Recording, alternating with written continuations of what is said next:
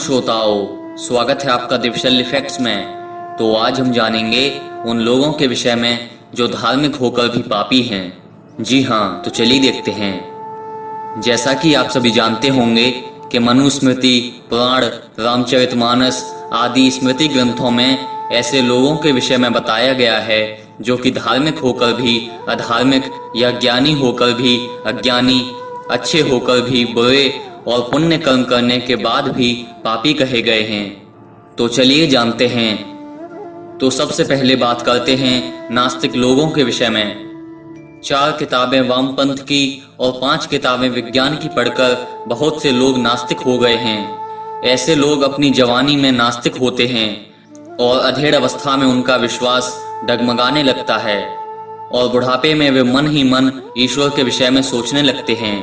हो सकता है कि ऐसे लोग दिखावे के लिए नास्तिक हों, खुद को आधुनिक घोषित करने के लिए ऐसे हों, या अपने किसी स्वार्थ को सिद्ध करने या साहित्य की दुकान चमकाने के लिए वे ऐसे हों।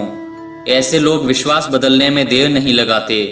ऐसे लोग जिंदगी के दुखदाई मोड़ पर कभी भी किसी पर भी विश्वास कर बैठते हैं। ये लोग खुद पर भी भरोसा नहीं करते और ईश्वर पर भी नहीं। ये लोग मंदिर नहीं जाते। यदि वे कट्टर अविश्वासी हैं तो उम्र के ढलान के अंतिम दौर में उन्हें पता चलता है कि सब कुछ खो दिया, अब ईश्वर हमें अपनी शरण में ले लें। इस प्रकार के लोग अधार्मिक होते हैं। देश और धर्म को सबसे ज्यादा यही लोग नुकसान पहुंचाते हैं।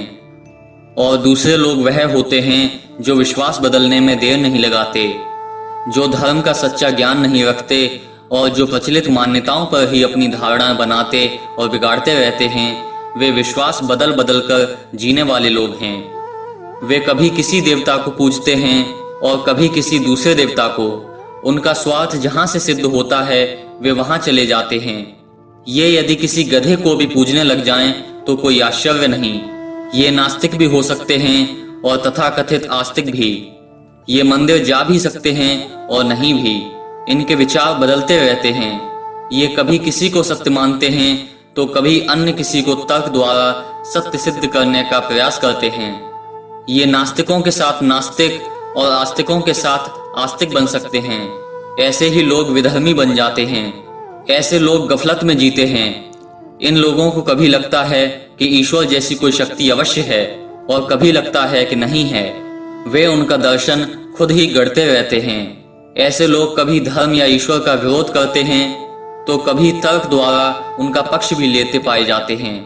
ऐसे विकारी और भ्रम में जीने वाले लोगों के बारे में धर्म शास्त्रों में विस्तार से जानकारी मिलती है और ऐसे लोग मरने के बाद किस तरह की गति को प्राप्त होते हैं यह भी विस्तार से बताया गया है। ऐसे लोग ना घर के रहते हैं और ना घाट के। तीसरे होते हैं स्वयंभू धार्मिक। बहुत से ऐसे लोग हैं जो धार्मिक होने का भ्रम पाले हुए हैं।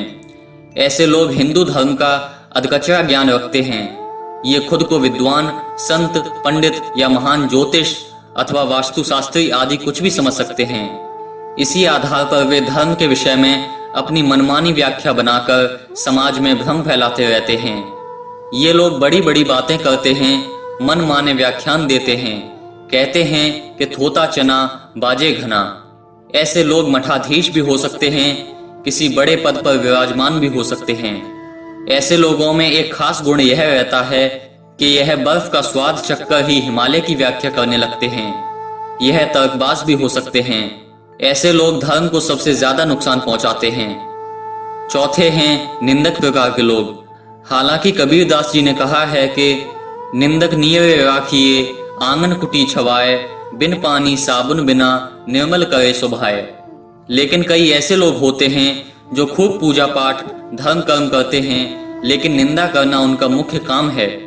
जिनका काम ही निंदा करना होता है, उन्हें इससे मतलब नहीं रहता कि क्या अच्छा है और क्या बुरा। उन्हें तो दूसरों में कमियां ही नजर आती हैं। कटु आलोचना करना ही उनका धर्म होता है। ऐसे लोग किसी के अच्छे काम की भी आलोचना करने से नहीं चूकते।